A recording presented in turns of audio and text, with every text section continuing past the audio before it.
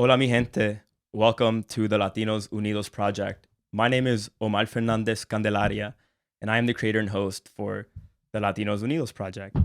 Uh, Today is a special day. It is the first day that I am bringing in a guest, and very excited about it. It will go down in history, once this podcast gets big. But nonetheless, so today's guest is originally from Lincoln University, Pennsylvania, but is now based out of Lancaster, PA. She did her Bachelor's of Arts from the greatest university ever, Millersville University, and is now working towards a Master's of Science degree in clinical mental health counseling from Lock Haven University. um, I admire her work ethic. I really respect what she has going on for her life. And in some ways, it's very inspiring to me personally. And yeah, I'm excited to introduce her. Please help me give a warm welcome to Siloe, Garcia, Elizalde. Hello. Welcome. Hello, thank you. Of course, of course. How you doing? Good. Good. Chilling. We're just chilling. We're just gonna have a conversation today. We're just Yes. gonna have a conversation today. So I want people to know, I guess. So the way that we first met actually was very briefly at Millersville University. So shout out Amelia Davis, my best friend. I love her. So you two were roommates at some point, right? Yep. For like a semester.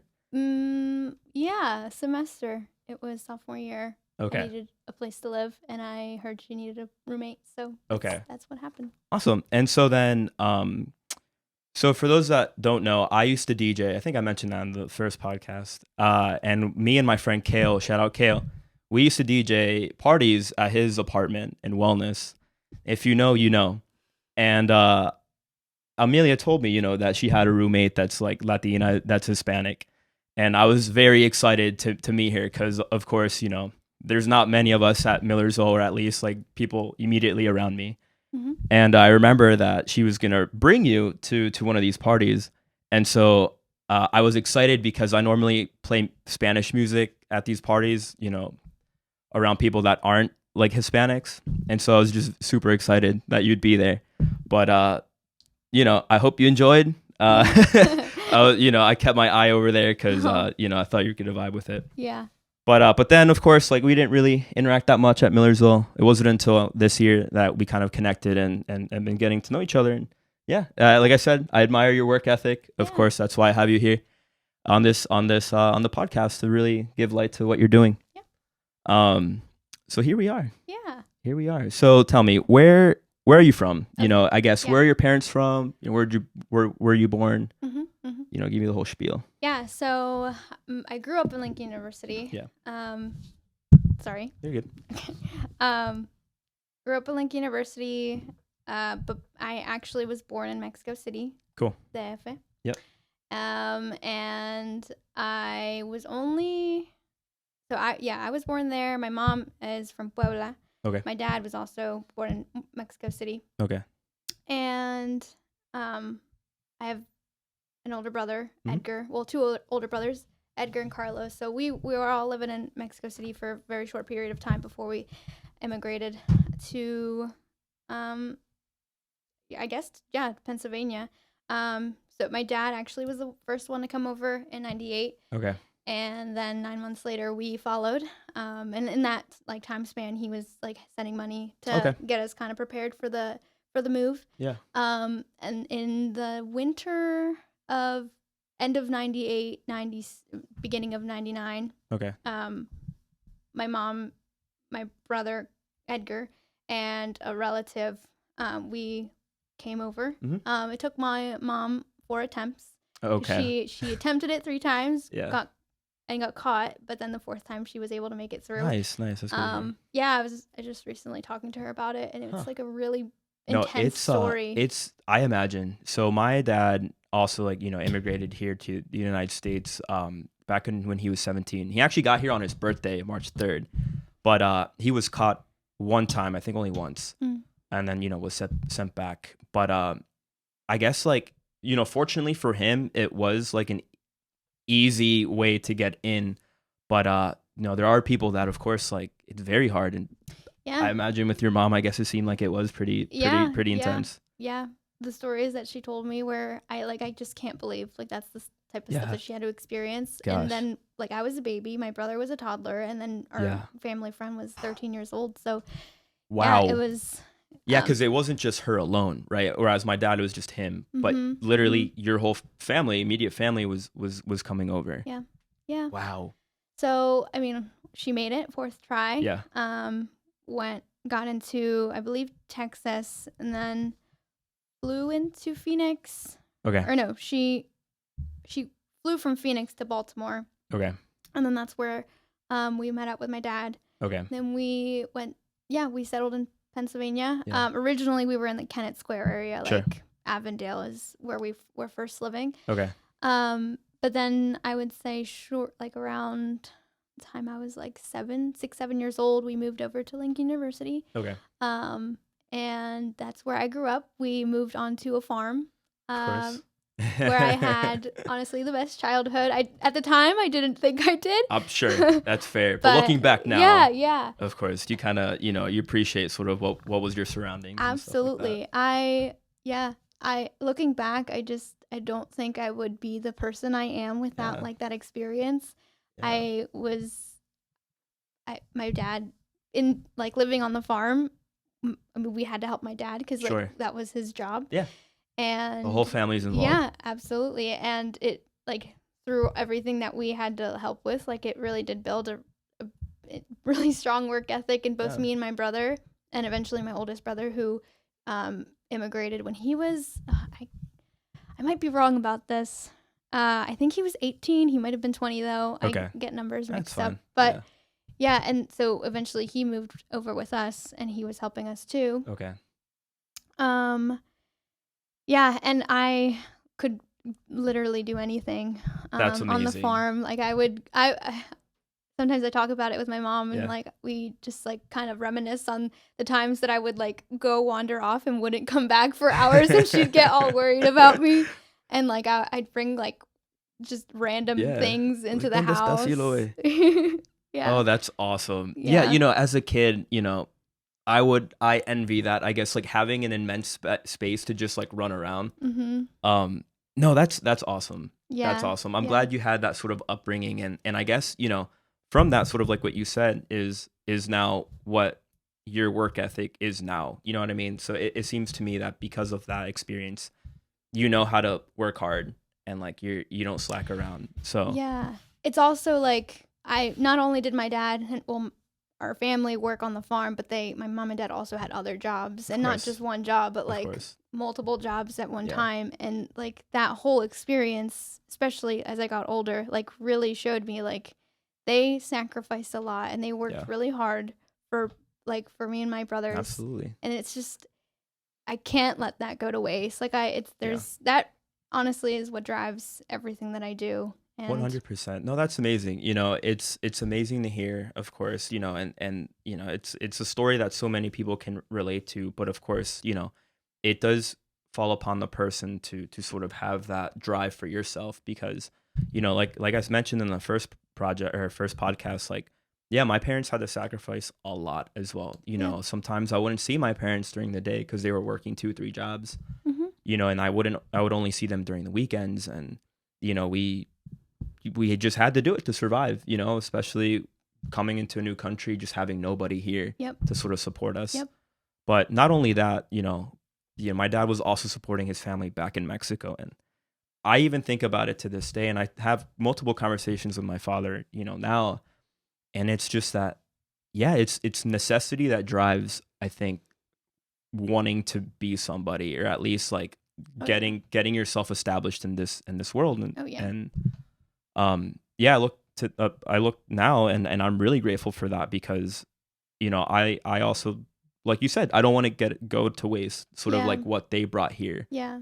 Because of course there's a lot of people that are born here in the United States, or just like have, or better off than most, especially within our community, that just doesn't like take advantage of opportunities that are presented in front of them, or at least that are so much easier.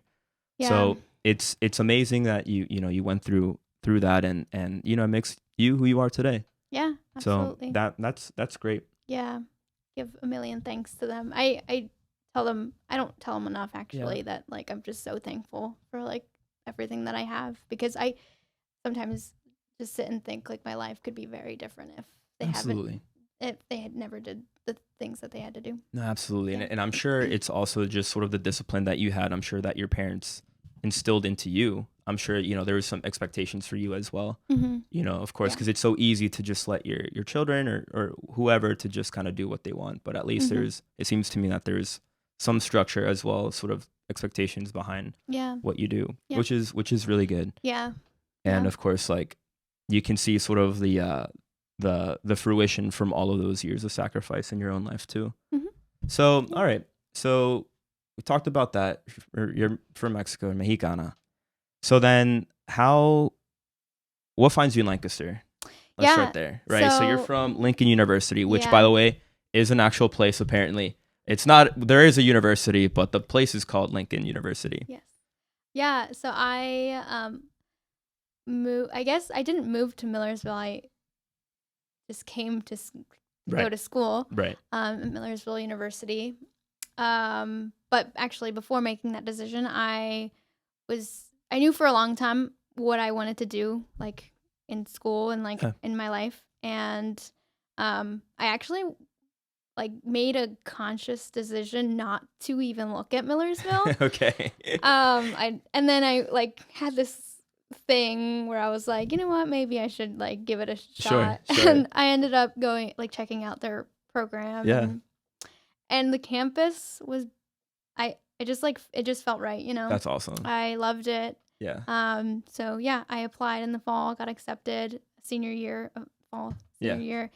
And yeah, and so freshman year, 2015. Yeah. Went to Millersville, and then I was still kind of, I think the first year and a half of college, I was still kind of living at my parents and like going back for summers and holidays and all that stuff. But then I realized I just needed to like stay in Lancaster. Sure. And so then that's actually our friend Amelia, when I moved in with her, that's where I was like, all right, I'm done, like I'm out of my parents' house. So like you made that conscious decision, like, hey, this is it. And then went through college, great experience. Wouldn't do it any other way. Yeah, absolutely. And I graduated in the winter of 2018. So of course. 3.5 years, because I'm an overachiever. Humble brag. No, that's awesome. That's awesome. And during my last semester, I interned as a therapeutic support staff for one of the agencies in the city. And then they hired me at the end of that semester. So that's where I was like, I'm living in Lancaster. I'm staying here. Yeah. Staying in the 717. Amazing. Yeah. So that's how Lancaster found you to kind of just stay here. Absolutely. It did find me. That's a good way of putting it. So yeah, I was at that job for 2 years. And then this past winter, I found another position as a family-based therapist, and I've been there since end of January. And so end of January until now. Okay. And this has been by far like the best learning experience, because it's child-centered, family-focused, but we see so many different situations. Like we're not just working with the kids, we're working with the families, we're working with parents, grandparents, cousins, like you name it, or anybody who's really willing to be involved. And then outside of the family, we're also working with the systems that are involved. So it's very complex in the sense of the people that you deal with to, obviously like, help out these families. Yeah, it's a lot. And I've been there for 7 months. I guess so. Time flies. Yeah, because I started my job early January 4th actually. I can't believe just how like time flies. It's amazing. Yeah. But yeah, this job, I've like not just grown a lot professionally, but this has honestly been like a real big year for me. I've gone through a lot of things personally, but also professionally, that have just like helped me kind of shape you who you are kind of right now, and sort of maturing as an adult. That's awesome. Yeah. And even in like through my work, and we talk about it a lot, like in my office and coworkers and stuff, like there's this job, you can't really separate your personal stuff from your professional stuff. You're going to grow if you're growing in one area, you're going to grow in the other. And like, if you're struggling in one area, you're going to kind of bring that to the other side. And it's so true. And that kind of, I didn't actually explain like how I kind of discovered that I wanted to pursue counseling or therapy. That was going to be my follow-up question. Yeah. Read my mind. But when I was like growing up, there were a lot of things that I struggled with. Sure. And I think the whole concept of mental health was like really unfamiliar to my family, which is fair. Like I've actually done a lot of research through my healing process. Like I've done a lot of research to understand it, and it makes a lot of sense. And there's just a lot that I'm learning about myself. Myself as a young kid that I at the time felt really guilty about and like shameful about. Sure. And now I'm almost like learning about it now. I'm able to find a way to validate like who I was and how I was struggling then. And so I think about like in high school, I was actually seeing a therapist, and like just how much, like I recognized how much I was changing, and how much better I was getting. And I was like, wow, this woman changed my life. And that's where I was like, I want to do that. I want to do that with other kids and teenagers and whatnot. So that's where I was like, yep, therapy is going to be it for me. That's it. Like, that's it. That's it. No, that's, what an amazing story. No, absolutely. I think, I'm happy for you. Obviously you found your calling, of course. But it's really interesting, to hear you kind of talk about like, you and sort of your everyday sort of your work and sort of like the work that you do and sort of even like through your schooling. It's interesting to hear that like you can sort of take all of that and kind of evaluate your past self, which is crazy, because I feel like recently in my like 20s now, I'm 24, but I've like really been reflecting back to my childhood as well and sort of like seeing sort of like, I guess, my own personal struggles as well, and sort of through time how I've sort of like gone through steps to sort of like alleviate that pain or struggle, I guess, or whatever. Yeah.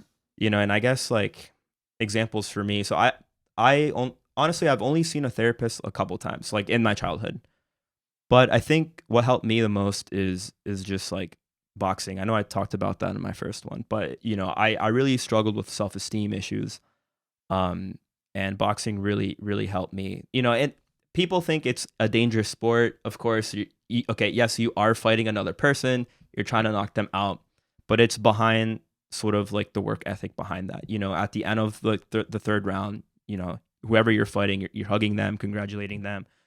But it's sort of the steps that makes you a better sort of fighter, but translating that into your own life, not being aggressive towards others, and being patient and like not letting others sort of affect you.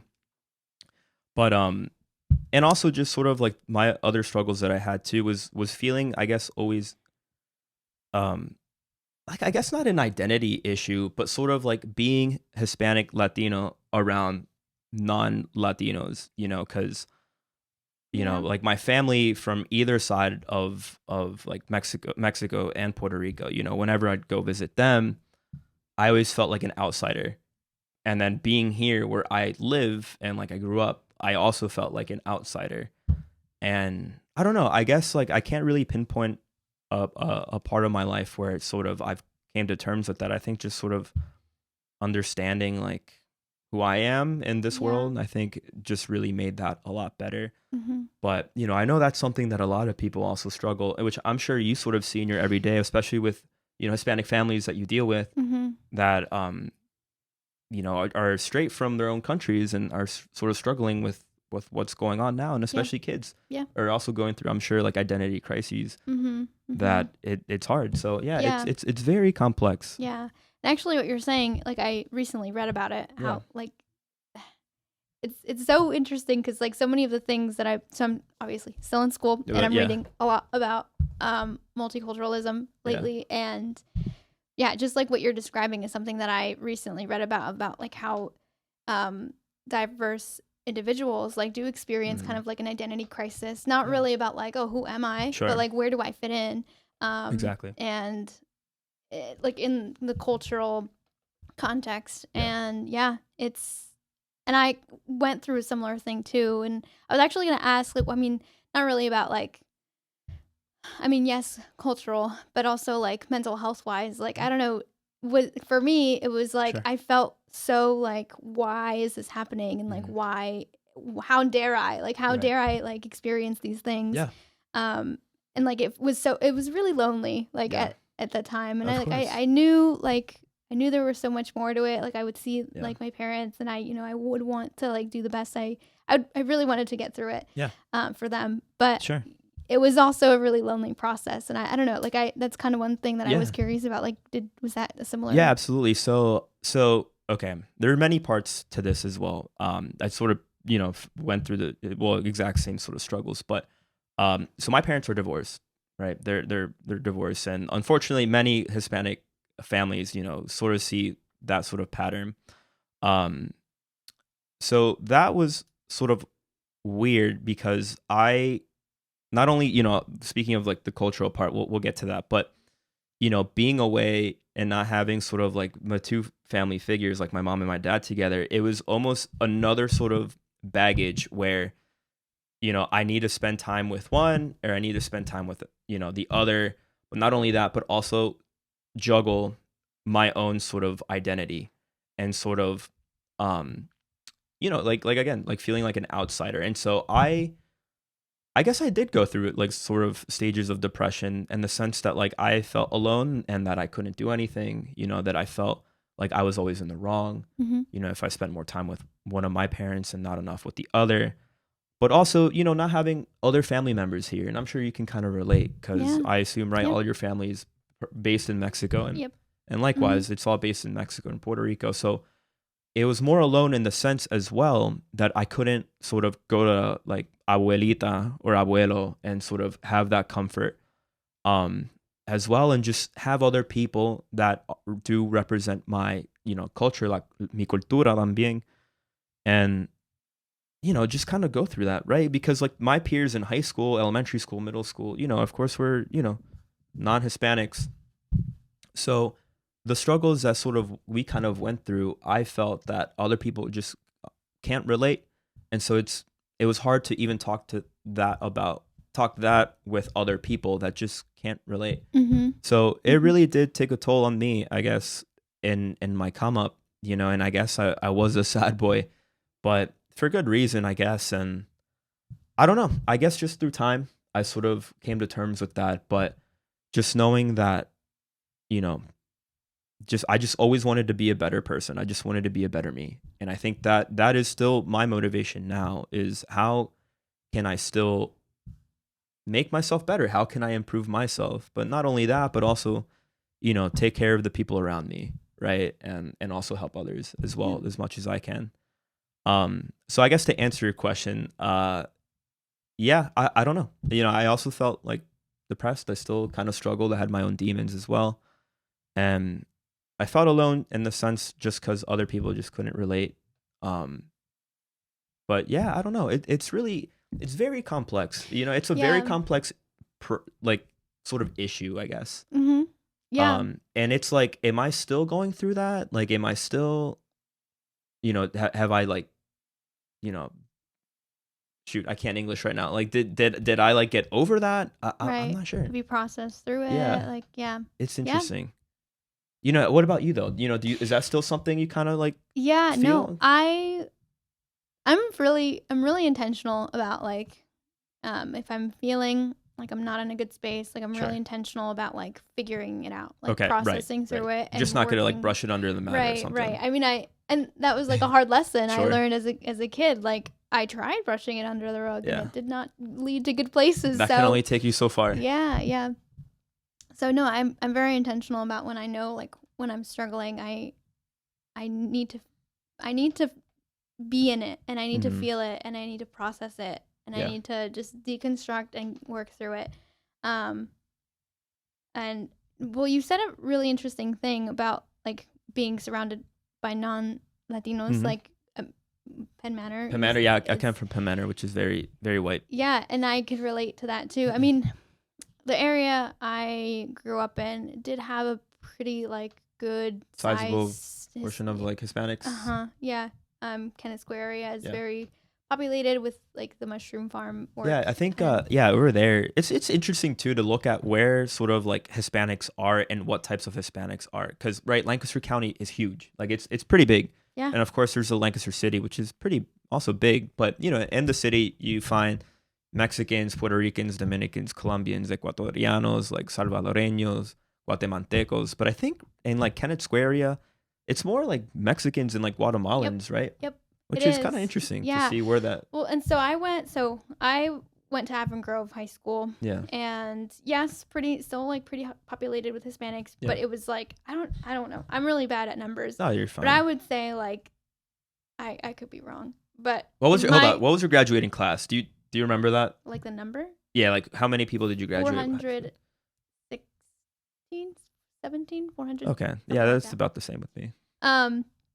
And I want to say like 30%. I could be wrong, but like 30% was Hispanic. Really? I also have a really bad perception that's fine. Of like. No, I sincerely believe that number. That's quite a bit. So like Kennett, like that's where it's all at, and then like away, like where the school district over, like a little further out from the Kennett Square area, and so yeah, I feel like the further you get away from Kennett, like the less diversity there is. Sure.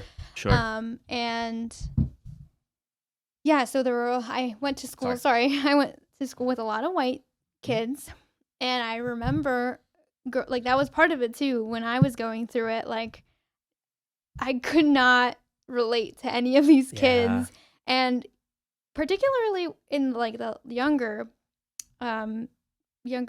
earlier years when I was in elementary. Of course. Now I think like I can't blame them because we're kids and we're dumb and we don't know any better, but I like experienced a lot of like microaggression that I at the time had no idea was microaggression. Right, because we're all ignorant, right? As like a child, right? And like at the time when like people would say certain things, it would initially make me uncomfortable, but I had no idea that it was what it sort of the meaning behind it. I guess. Yeah. Essentially. And so as I got older and I'm like recalling all these things, I'm like, oh my gosh, like that was really painful. Yeah. And that added to the like everything that I was kind of carrying. Yeah. So I mean, yeah, I lived growing up in two cultures. Yeah. And that's part of it too, where it was really complex. Yeah. And confusing, where like I was growing up in a Hispanic Mexican American household where, you know, you gotta work hard to make it happen, and like you just gotta push through. And then I'm growing up in a white community where it's like, like all these things are important, but then there's like a growing awareness of like mental health with a lack of cultural sensitivity, and it's just so confusing. And it's very and it's still issues you see today still, you know, but to like live it, absolutely. No, I mean, I sort of kind of went through the same exact thing. You know, I didn't know that there's like prejudice against me as a kid, you know, in like high school. I guess like I graduated with like, so if I graduated with like 460 people, there's only like maybe 20 of us that were like Hispanics. Wow. But you know, like growing up, I guess I also felt or experienced those like microaggressions that I just never knew what it meant, you know. And it's funny because like I like to joke around back when I was in high school that I was a sheltered child, because like I was very ignorant to a lot of like racial slurs and just sort of like what things meant. So when a lot of people would say things to me, it would just go over my head just because like I had no idea what that meant or what was the meaning behind saying those things. You know, and I guess looking back now as an adult, I also felt sort of those microaggressions too. And, you know, but I guess I just always played it off like it was just a joke, and which it isn't. Like, you shouldn't be saying these things, right? You should have at least an awareness of what you're saying. But I don't know. It was just like, it was weird. but it never really affected me as a kid. I think what the only time that I just felt offended or like I felt aggression towards me was actually my time in Madison. So I moved there in 2019. It was the fall of 2019, August of 2019. And I remember I was just like walking through the downtown area. There's a big street called State Street, which is like the main street that kind of a lot of shops are at. And so I speak Spanish at home with my parents and my sister. And so I was talking to my mom on the phone, and I remember there was like a group of guys that were walking like sort of parallel to me. And I was on my phone with my mom, we were talking, and I overhear these guys talking, I think 4 of them. And I couldn't really hear what they were saying, but then I overheard one of them saying like, yeah, this is America, like talking between them, like, this is America, speak English here. And then I just kind of stopped and like looked at them. But, they continued walking. But I was like, wow. It took me until I was like 23 to like kind of understand like, yeah, there are people that just like, are not with it with the times, I guess. And it was just interesting because I didn't feel hurt. I was just confused, I think, is what I felt. Yeah, and I think that's a really normal experience. Yeah. And it kind of takes you back like, whoa. It does, and it's like, man, I don't know. It was interesting, and I still think about that to this day because I don't know, because I think Lancaster right now, okay, it is very still sort of conservative, like hardcore. Yeah. But Lancaster City is interesting that you are, you're seeing like very progressive kind of city, kind of growing, and there's more acceptance, of course. Yeah. But it's it's very interesting. It's very interesting. Yeah. Lancaster is interesting. It's love interesting. And I think that's why like I know this is where I'm gonna probably stay. Of course, Lancaster's great. It is. It's great. Well, because when I moved here, I like almost experienced like a culture shock because I had never. Sorry. Oh, you're good. I'd never been around. I'm used to Hispanics, of course, but the diversity of Hispanics, I was like, whoa, wait a minute, like, that's right. They're not speaking the same Spanish as me. And I know we've kind of mentioned this, obviously off the air, but like, you're so used to that sort of a population of Hispanics where it's like Mexicans and Guatemalans, and obviously there's their own dialect, their own accents. Yeah. And, coming to Lancaster where there is a lot of Puerto Ricans and a lot of Dominicans and that speak very different than obviously Mexicans. Yep. So I'm sure that was a little culture shock for you, right? For sure. I can't even specify a specific moment, but I mean, I guess I can in what I do in my work. I working with like interacting, I think, with one of the first Puerto Rican Dominicans I've ever like really interacted with, not just like, oh, hello. Sure, like but like having conversations, and I'm just like, whoa, wait a minute, like their Spanish is not the same, and I'm like trying extra hard because there's the pace is a lot faster, and like there's just the words are different, right? Because again, Spanish, being Hispanic is awesome, but there's a lot of differences in the way we speak, and the way that we our tone, the way we sing our words, I guess, because obviously, like in Mexican Spanish, it's very proper in the sense that like you pronounce things the way it's spelled, like you have your S's at the end, right? But like obviously in Caribbean Spanish, we take shortcuts, we take little shortcuts, I think. And and it's funny that you mentioned that because so I went to San Antonio, Texas, to present research that I was doing at Millersville. No, went to San Antonio, Texas to present research that I did in Puerto Rico for a summer. And I was walking through the streets, and I remember it was like a very hot day, so I went inside this like little tienda. And in San Antonio, well, in Texas in general, there's a big Mexican population. And so I was talking to the cashier in Spanish because I knew I was going to talk Spanish. And I guess I was a culture shock to her because so the way I speak Spanish, I have a Puerto Rican accent. I will say it. Like I will say it. I'm sorry, Dad. And And so when I do speak my Spanish, it is a Puerto Rican accent. I do take shortcuts and my endings of my words. Mm-hmm. And so when I was talking to her, she like I could see it in her eyes. She was like, "Mande? ¿De dónde vienes?" Oh, And then I was like explaining, "Oh, soy mexicano, pero nacido en Puerto Rico." Mm-hmm. And she was like, "¿Y dónde está Puerto Rico?" And I'm like, "Oh, sí, it's in el Caribe. Like, it's an island up here." She's like, "Huh, I've never heard of it before." So, like, even, like, I think at that moment now that I'm thinking about it, it's like, yeah, you just kind of know your own little circle, I guess. Mm-hmm. Mm-hmm. And I guess, yeah, people just don't know. So, wow. Yeah, I understand that. I guess, and I can second-handedly, I guess, like, understand where you're coming from. Yeah.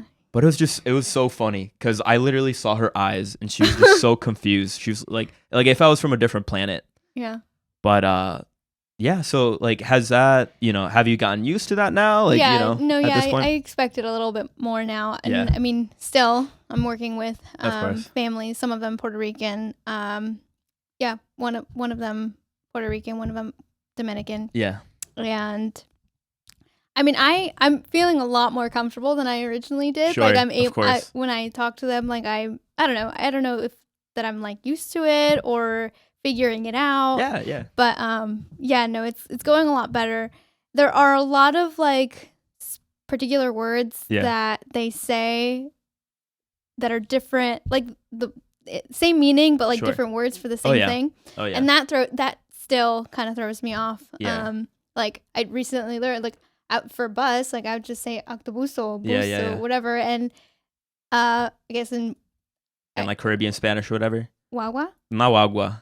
Yeah, me voy a montar en la guagua. Yeah, I just learned that. I was like, wait a minute, what is she saying? And then I just use my context clues to figure it out. I see. Yeah. So there's like a calculation going in your head, like piecing it together. Yeah, it's very interesting, because I remember talking to somebody and he is Ecuadorian. Okay. And so his sister has lived in the United States for like 30 plus years, and he recently was like fresh to the US.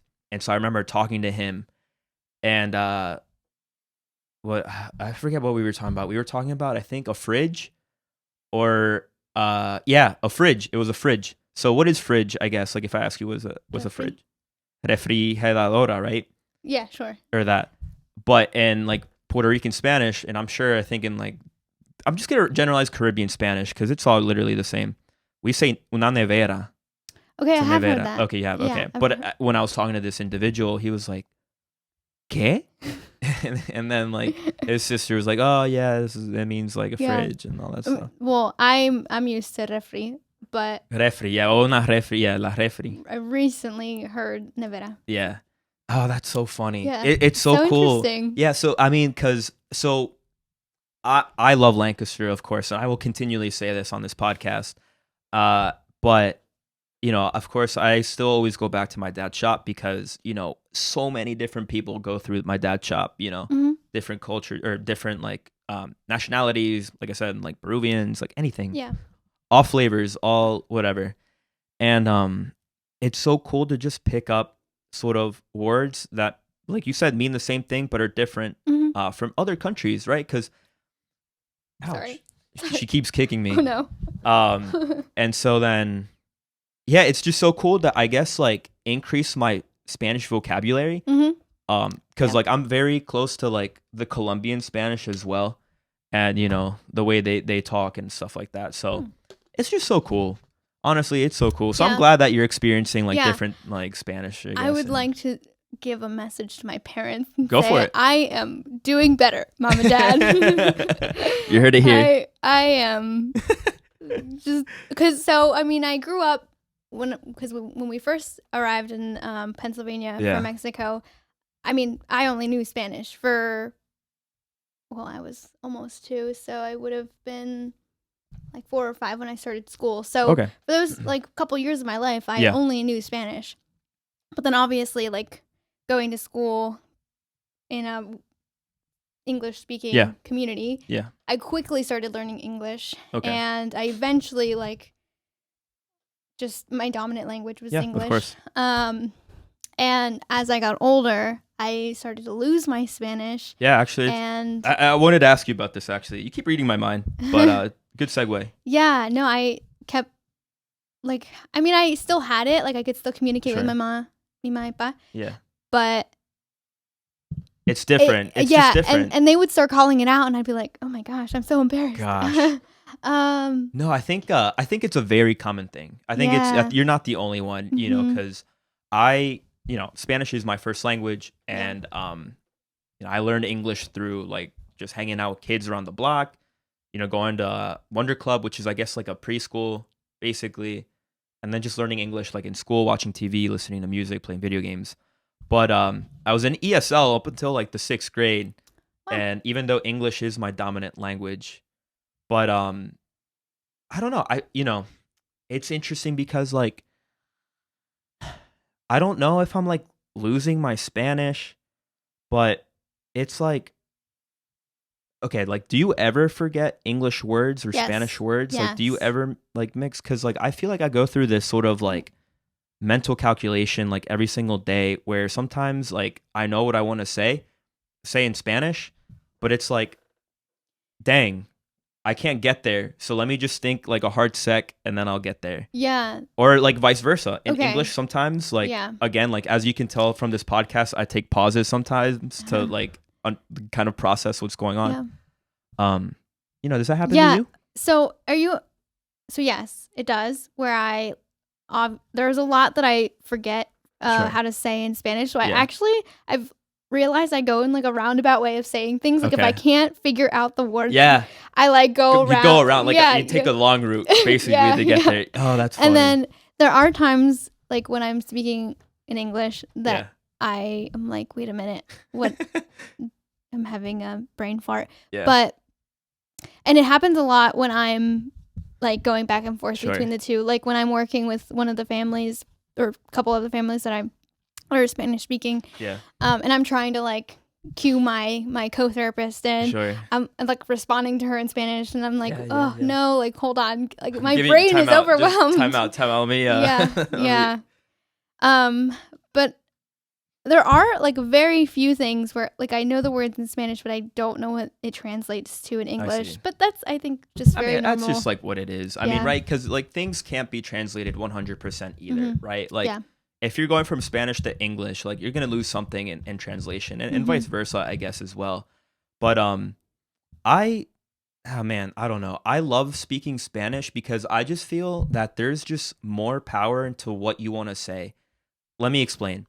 Because like I feel in English it's very stern in the sense that like you say what you want to say and that's it. Whereas in Spanish it's like you can emphasize, like let's say for instance, like I don't know, you can just express yourself better, I feel, in Spanish that you can in English, for me personally. Okay. So like when I'm talking to my family in Spanish, like when I go to Puerto Rico, I feel like there's many ways to express what I want to say. Okay. But it's like you understand like the expression and like the feeling that I have as to what I'm explaining. But in English, it's like, this is red. It's like, is it the affect, like the tone, or like what? Yeah, or is it the word? I think it's everything. I think like, okay, because I'm gonna have to take some notes from you then. Because no, you're good. I think the linguistic in me, which I'm not, but I think like there's a beauty to the way words are said or just language is spoken, because I feel in Spanish, like obviously there is words to express what you want to say. Obviously you write things you can understand, but I feel as when you are expressing it, I think tone is very big, and just like your pauses or whatever, I think goes a long way. Whereas I think in English, I don't know, it's just like very stern. Like in my brain, that's how like I process the English language. It's like it's very concrete. Whereas in Spanish, it's just like all colors and like I'm gonna get there. I don't know. Yeah. It's weird. But I mean, going back to sort of like forgetting words and stuff too. Like I understand too, like going the like the long way around this. But I try my hardest to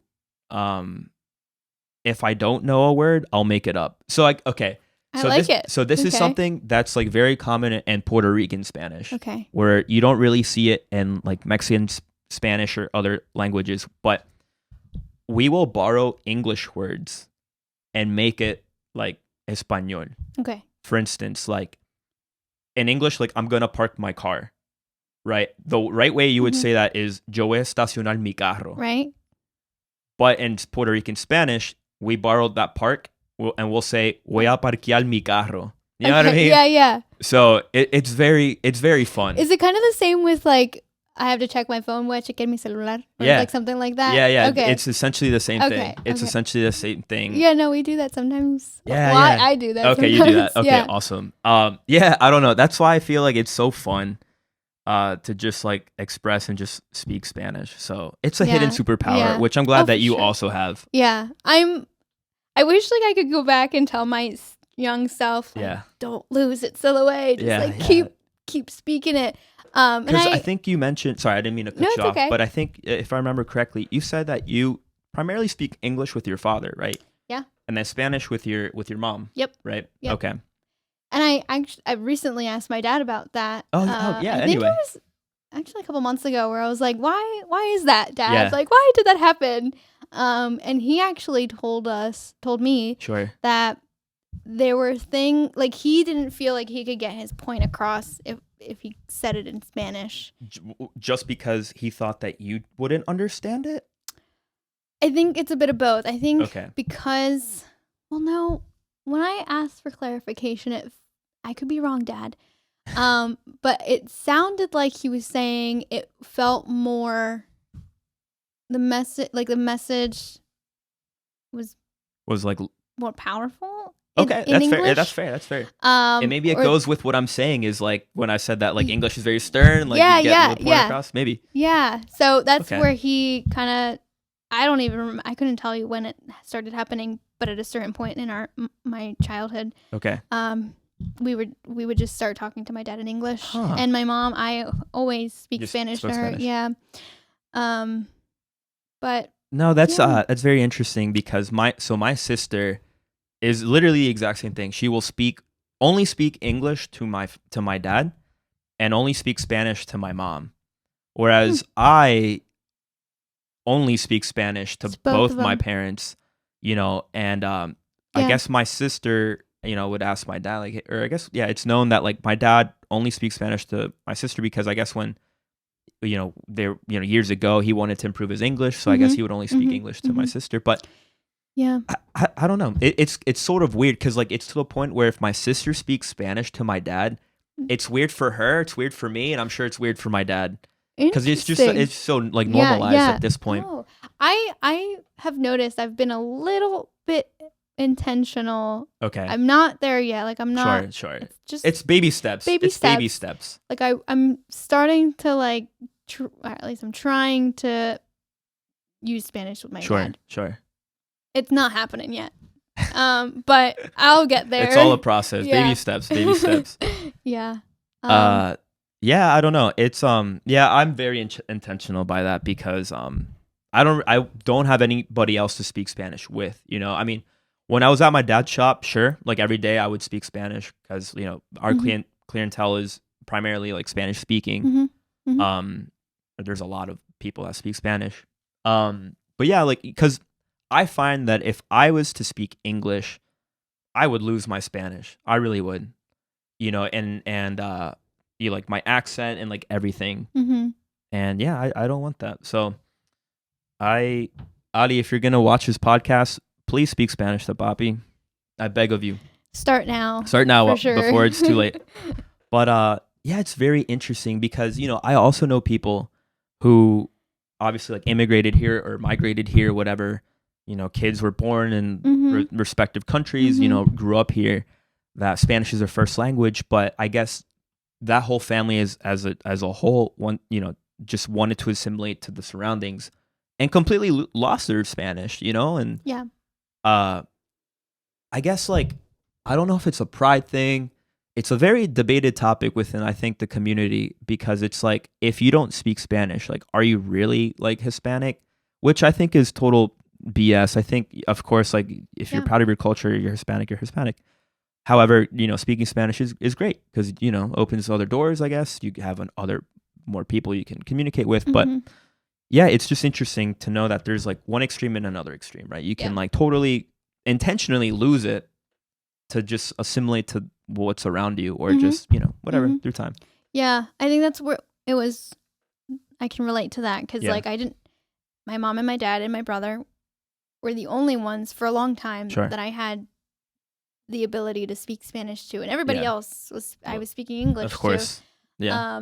So it almost, I didn't like think of it this way, but it was almost like I don't like need to speak Spanish because I of course did, and I wanted to, but it was really hard to find the same amount of opportunity to use my Spanish. Yeah, absolutely. So, yeah. Absolutely.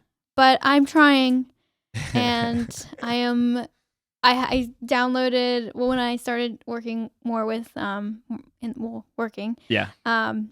I downloaded a Spanish dictionary. Heck and like I'm always on it. Like I need to figure out how to like say this better. And I'm working on it. That's awesome. That's awesome. No, and I guess that's why I've been so like I guess like sending you so much music in Spanish, because it's like it also helps out. Not gonna lie, like it also helps out a lot. Yeah. To just sort of like immerse yourself in it. And I think for me too, like the reason why I listen to like really strictly Spanish music, I think it's because like I don't know, it's just like a calling to me of like Latinidad, I guess, and like still feeling part of it, you know, and of course like we are like of it, but I don't know, it's just like empowering to me, I guess, and it just makes me feel good. So yeah, I guess that's why. I don't know where I want to get what my point there across was, but that's why. Yeah, well, I appreciate that you send music to me because absolutely. I mean, I'm familiar with it because I grew up with my parents listening to it. But you said that your parents would listen to like 80s rock Yeah, my music, dad right? is a huge like classic rock fan, and so I grew up listening to like Red Hot Chili Peppers, Eagles. Wow. What's the one? Oh, I can't think of band names, but it's all good. The classics. So that's Meatloaf, so interesting. Okay. Yeah, stuff like that. I mean, my mom was also into that stuff too, but she would throw in some Mexican music. Yeah. Cumbia and salsa, baladas, rancheras. I wasn't really, I didn't go out of my way to like listen to Spanish music. Yeah. But that's really interesting because like I am so ignorant to like 80s music, like or just like American sort of popular music in general. Like so I go to trivia nights here in Lancaster, and there's always like decades sort of music categories, and we always come last because I have no idea what popular like music was in those decades, because you know I grew up just like listening to, again, like, you know, like rancheras, cumbias, baladas, but then like, you know, listening to salsa, merengue, bachata. Reggaeton came in my life when I was in like middle school. No, this was like a kid. I take that back. I was listening to Daddy Yankee when Barrio Fino came out. But like, you know, going to school and like hearing these songs that I guess are iconic that I know now. But like I always felt, I guess, as an outsider, again, sort of going back to that conversation that we had earlier, because I just couldn't connect with people to that level as well, because I just had no idea. So I always felt dumb, I guess, because like I didn't know like what anything was. So yeah, I mean, like I just kind of had to find my way around sort of the culture as I went along my life.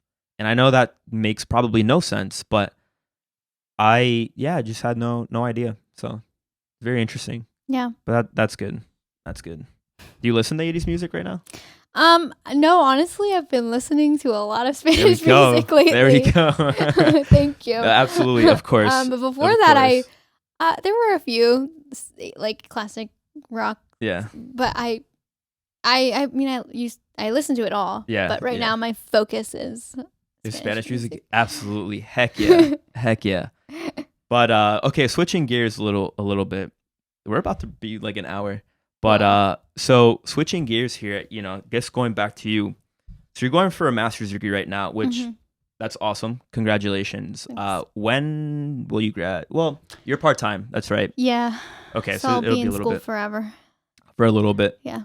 But so you're working full-time. Mm-hmm. The type of work that you do is very intensive, right? And you know, obviously, like, it's hard for you some days more than others. And of course, like you mentioned before, sort of separating your personal life and work life is almost non-existent, right? So what you take out of your work, you know, sometimes, you know, you kind of think about that when you get home. But so what is your end goal? You know, what do you want your life to be? You know, what exactly are you working towards, and what motivates you?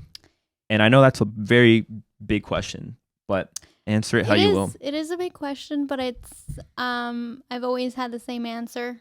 My ultimate goal is to work in la comunidad hispana. Yeah. Like, that has always been my goal because I experienced it. Yeah. And I know how hard it is. And I want to be able to, like, be the person that, like, I mean, this might sound bad. Like, I had my family. Like, that was always a strength. I was fortunate enough that, like, I was able to see a therapist. But the resource that I needed wasn't there. Okay. And it's so in Kennett Square, it's growing. Like, there's actually a clinic called La Comunidad Hispana. Amazing. That they do, like, mental health stuff. They do, like, the regular physical health. But that's what I want to do. I don't exactly know what it's going to look like, but I know that's where I want to focus. Okay. There's, like, a significant need, especially in Lancaster, because it's so heavily populated with diverse Hispanic. And it's just going to continually to grow, for sure. Yeah. So yeah, that's always been my goal. And I'm actually, when I started working as a family therapist, and one of my first families was Hispanic, I